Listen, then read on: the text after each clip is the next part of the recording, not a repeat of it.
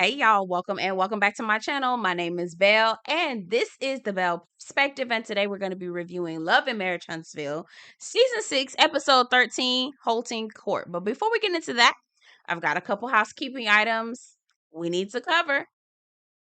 Already know this is a growing channel. And I need your help. Go ahead and hit the subscribe button if you haven't already. If you have, thank you so much, but I still need your help. Make sure that you get down in the comments and let me know what your perspective is. Share the video, like the video, do all the things to help me grow my channel. Greatly appreciate it. Also, shout out to Miss Kira Speaks. She is a growing channel as well, and we like to support folks around here. So shout out to her. Please check out her channel when you get an opportunity. And that's all I've got. Yeah, let's get into this review.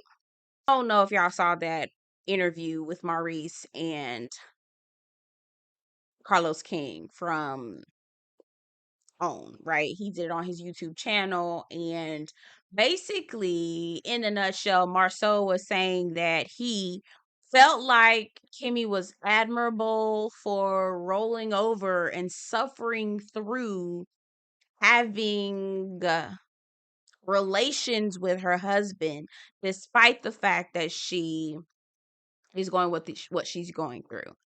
The backlash that he received, as he should. I am now realizing that Maurice is probably one of the most dangerous ones on this show because he comes off very polished and you wouldn't realize it until it hits you. I have no respect for any of these men on this show. But anyway, let's get into where we picked up where we left off. So they actually pick up from where they left off, where Kimmi was basically saying, listen, Maurice, I need you to give me the real. Don't talk to me in circles, don't talk around me, don't talk at me.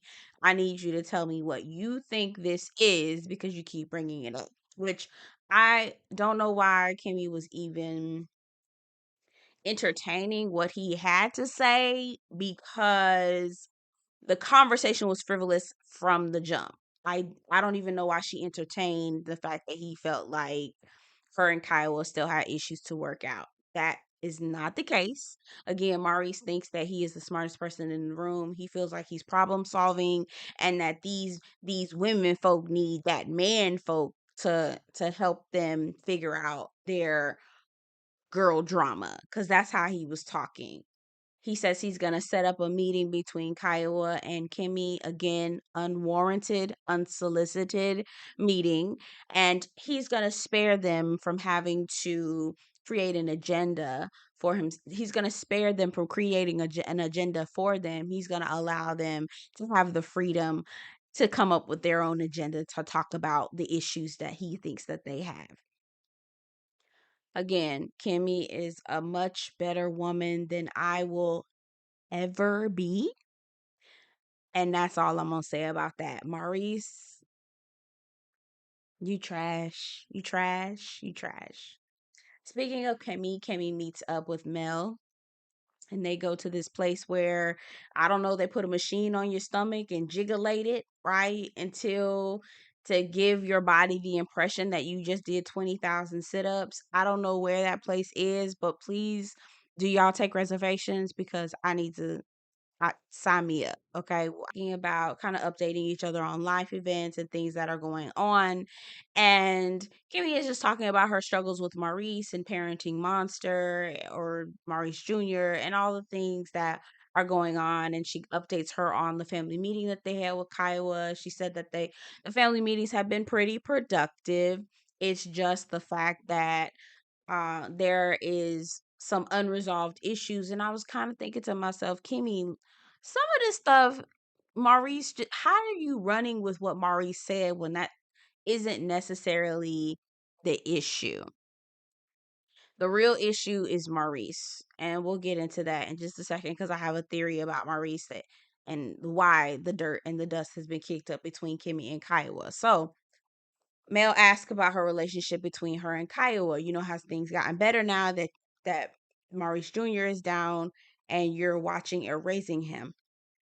And she says, things have gotten better. We're taking steps forward, but there are still things that have happened in the past. The rumors that, tried to imply that I was a side chick. And Mel asked her blatantly, were you the side chick? And Kimmi is adamant about, no, I was not. I did not interfere in their relationship at all. Mel responds back and says, okay, but I don't necessarily know if Mel really believes it. Quiet as it's kept. I don't know, Kimmi. I don't know. Actually, let me take that back. I'm not going to say that. I'm going to say that it was Maurice this whole time. But anyway, I digress. So then they talk about the Core Six, which is their comeback group. They're not calling it comeback group anymore. I guess they heard that people got tired of them calling it comeback group when nobody was coming back, and it was actually just aggravating everybody. So the Core Six meeting, and Kim says, listen, I'm down if the Scots are able to get sponsorship and start paying people. Ain't nobody doing this for free. And she says, it sounds like you are she says it sounds like you're the one that isn't down with the whole Core Six. And Mel comes clean with her and says, listen, during the whole custody battle and the things that I'm dealing with Martell, I'm not trying to see him. I'm not trying to be around him. I'm not trying to do any of those things. And I completely understand her. Like I don't even know why anyone would expect her to want to still have anything to do with Martell, especially since he's taking her to court and trying to get full custody of the kids. I don't even know why anybody would think that she would be open to wanting to be around him. Which again, Martell, you're the problem. I say this, and I'm getting this from Rodney the Voice, and I agreed with it, but I understood some implications behind it, so I didn't want to say it out loud. But I'm with Rodney. Mel, get Henry kids. Sign off and let him have the kids. And I will guarantee you, he gonna be begging you to come watch them children. I mean, he got mad last week that his mama wasn't watching the kids like he thought they should, you know? So it's a whole thing. Tisha is doing a photo shoot with her daughters, Mila and Macy. So cute. Keke comes to visit and she brings food and wondering about them product bottles. Was that Canvas Beauty? Was that Canvas Beauty and they was just putting stickers on top of it? Because the bottles already had labeling on it. I'm gonna try not to be too messy, but is this product that y'all reselling, y'all? Is that what's happening? Anyway, so Mila and Macy have a hair care product line. They're doing photo shoots for it. Beautiful kids. They look like a mixture of both Tisha and Marceau. A really beautiful mixture. Thank God those kids look more like Tisha than Marceau. Apparently, we find out that Tisha is going to be given a key to the city of Mobile. Congratulations to her. And Keke heard about it. And Tisha saying, hey, I am inviting you now. I don't want you to think that you're last minute. You're an afterthought, but I've had so many things going on that I did not have an opportunity to invite you to this. And I saw Keke say, yeah, girl, where there's a celebration, I'll be there. And I immediately knew good and damn well that Keke was not going to be there. I knew that. I knew that. So later on, we see Tisha getting her hair done. She's getting some goddess locks or braids, boho braids, I think. I can't keep up, but they cute. And quiet as it's kept, I want some, but I feel like it takes too long to get them. This lady told me 11 hours. But anyway, I digress. I'm not about to sit for no 11 hours, but it is braid season and I do need to get some. So anyway, Keisha's getting her hair done. And just like we knew, Keke did not show up to the event. And Tisha's invited her to come down and sit down and have a conversation. Keke gets there, has an excuse as to why she wasn't there. And Tisha was like, listen, you always got excuses. You're never consistent. You say you're going to do something and you never do it. And then Keke brings up the whole rehab situation and the fact that what she's doing on her daily basis. So it seems more like they've replaced one substance with another because now she's using methadone, which is also a C2 narcotic. So honestly, I'm gonna trust the doctors. She says that it helps kind of curb some of the withdrawals, but I mean, it just seems like you're replacing one with the other, and that's what Tisha points out.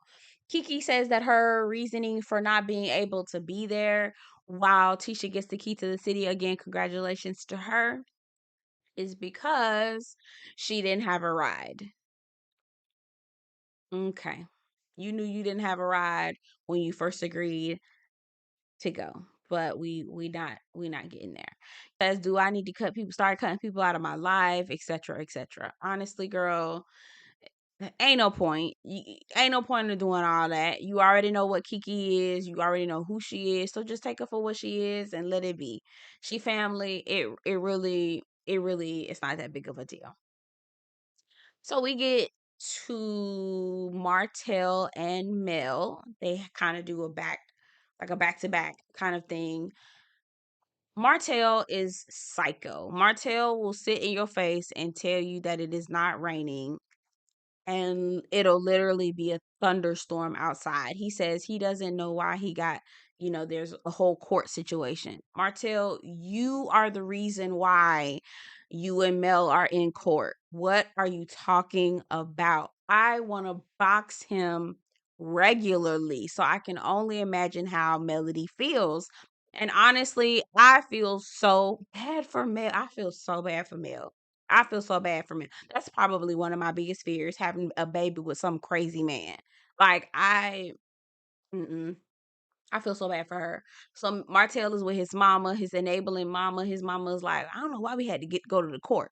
These people don't care nothing about your family. These people don't care nothing about your kids. They ain't finna take care of them. I said, ma'am, you need to be looking at your son. Your son is the reason why y'all in court. Please.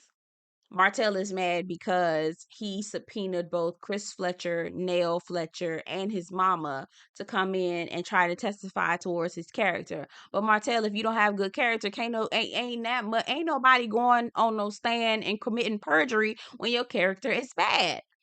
So he getting off in his mama tail, getting mad at her because she didn't say the things he wanted to say, and she was just looking like, "Sir, I said what needed to be said. What are you talking about?" Then he's also talking about how Chris and Nell Fletcher didn't, show up like he thought that they should.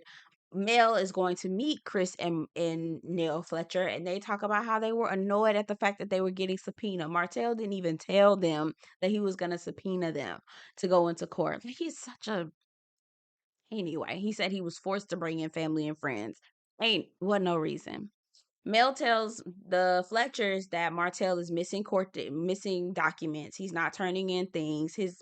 Mel's attorney had to put sanctions on Martell because of the fact that he's not turning in documentation that's required for courts and the things that her attorney is requiring and requesting.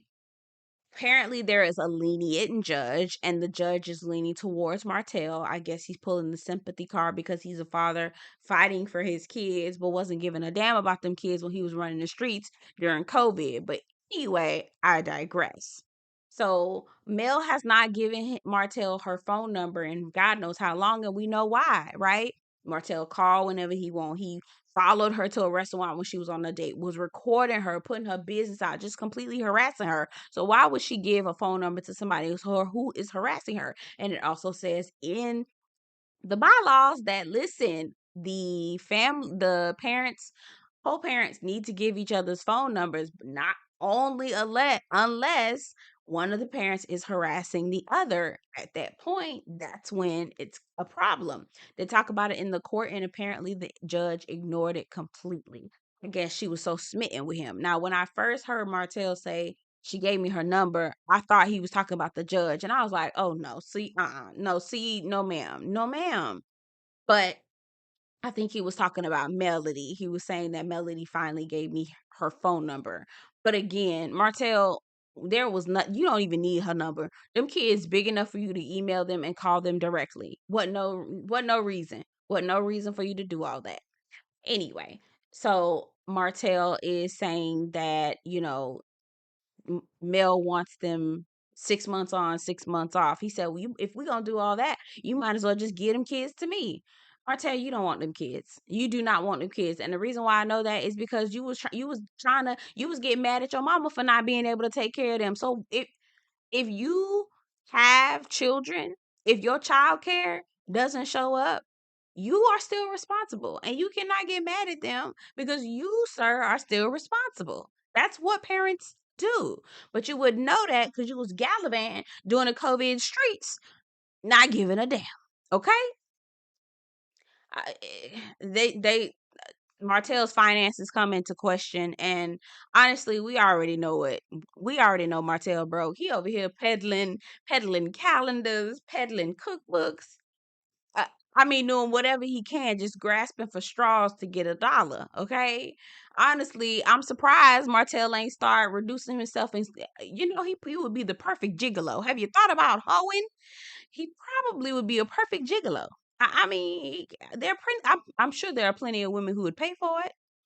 Anyway, I'm getting sidetracked. So the last scene, Kimmi and Kiuwha was looking at Kiuwha like, girl, don't let Maurice use you, girl. Don't let Maurice use you. So here's the thing. We all know that there's rumors going around that Kimmi allegedly was fooling around with Maurice while he was still married with Kiuwha. I'm going to say that I don't think that that's the case. What I think is that Maurice was playing both sides. He was trying to keep both ovens warm, and he had made decisions that he wanted to be with Kimmi, and I guess let Kiuwha down in the midst. And he was playing games, and he wasn't honest, because that's the kind of person that Maurice gives. I mean, look at him. Okay. And so these two women are sitting down almost as if Maurice wants these two women to fight it out over him because he just feels he's that important. Again, yeah, that scene was a waste of time. I don't know why Kimmi sat down with Kyle. Wasn't nothing needed to be talked about. Wasn't nothing needed to be said. I wouldn't have gave Maurice not a good goddamn. I would not have given him nothing. Okay, not one thing. And the way Kyle handled it, as if kind of like, well, I can't control what people saying about you, ma'am. You're not making it any easier. Both of y'all are being used by Maurice as a pawn because he needs to boost his raggy, tight ass ego. But anyway. I digress, y'all. That's my opinion. Y'all get down in the comments and let me know what y'all think about the episode. Um, yeah, next week Stormy gonna be going off on Maurice about $100, child. Ooh. Anyway, get down in the comments, subscribe to the channel. I'll see you guys in the next one. Take care.